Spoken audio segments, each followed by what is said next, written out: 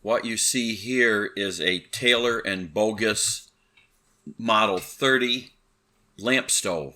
It is a 3-burner. Now the lamp stoves were basically just kerosene lamps with a wider wick.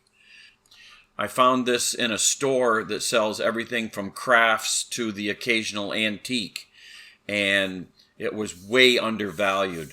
So I grabbed it, and it is one of their premium models because on the front you can swing the face out of the way to light the wick without having to tip the whole thing back, which is standard for a lamp stove.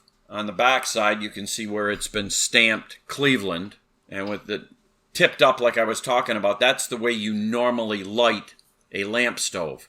But with this one you can swing the face out of the way, which is kind of nice. So with it flipped up, I see that first wick on the left is gone. Second one is there. Third one is there. Here you can see that it's actually labeled number 30. So with the top off, there was a little rust, but considering the age of it, I think it was 1893, it's in pretty darn good shape. And there's the screens that go around the wick. Surprisingly, they were in good shape.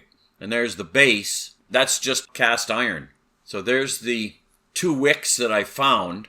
And when I reached down in, I found where there was the 3rd wick. It had been screwed down to the point that it dropped down into the fount in the base. And looking down into the fount, it still has its black Japan. So that's the original finish, which I was surprised that it wasn't rusty. There's another shot of the base that's been cleaned up a little bit. You can see how they went to a lot of trouble when they cast it to put all the words in. So there's the 3 wicks. Now, it's interesting that as a 3-burner lamp stove, it was mostly burned on 1 wick. And you'll see later on that when I do the performance testing, a single wick doesn't put out much heat at all for cooking. Also see that number 2 was used a bit more, so occasionally they fired both of them. But all 3, no. It doesn't look like number 3 was burnt enough to say so.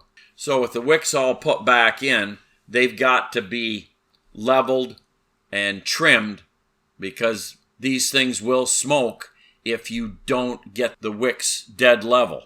So here's all the parts ready to be cleaned up. I got some steel wool and the whole thing's got to be buffed to get all that surface rust off. And once that was done, I took original Japan and coated the bottom, and then I polished all the brass, and it's looking pretty good for being 135, 140 years old. Now there's the original mica.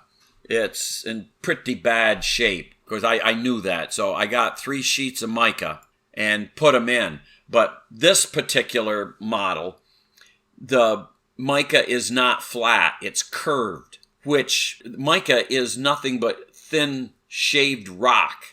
So it's very difficult to get it to bend without getting some marks on it. But that's the best that I could do. Normally, it's just a flat sheet that you just put in a window and that's it. So with it all put back together, I forgot to mention that the top was sprayed with high temperature black because it's going to get warm. All 3 pieces of mica, they look pretty good. The brass is nice and shiny. I'd say that the restoration was pretty darn good. It could have been a whole lot worse because most times the top where you set your pan, they've dropped it, they've tipped it over, and it's either missing or it's cracked. So you put some kerosene in it and you light it up. And that's what it looks like with 1 burner. And there's all 3 burners. They're very pretty, especially at night to watch them run. So to actually cook on the thing, I got out a big cast iron pan, and that barely reaches across all 3. So I fired 2. And you can see that the heat, because it's a very narrow, condensed heat path on the pan. And what happens is you get hot spots. So by centering it, that allowed me to get most of the heat in the center of the pan. Now, if you try to do 3, you notice that on the left side, the water and oil from the piece of chicken is boiling. On the right, same thing, it's boiling, but the chicken isn't there. And yeah, you're going to get some conduction of heat over, but the only thing that's really cooking it is the center burner. So I can understand why they never did 3 burners, because you got to have a mammoth pan. That's a number 9 Griswold. That's the biggest I own. And it wasn't big enough. So after cooking and eating my chicken, you can see that the gloss has come off the 3 towers from the heat from usage. And there's the top that it dulled that paint. The high temperature paint will kind of go flat when it's been heated up and cured. Now, as far as performance, with a single burner, I could not get it to 212 degrees. Now, this testing setup was done by the New York Tribune newspaper in 1919. They were testing perfection kerosene stoves. They said you take 1 quart of water at 70 degrees, and then they said that it would boil in 10 minutes with a perfection kerosene stove burner. So I found a pan that matched it exactly. So then I can apply this to other stoves, which is what I did here. And the best I could get was 204 degrees at 19 minutes. Now with 2 burners, I'm getting 212 at 13 minutes. So it's considerably better.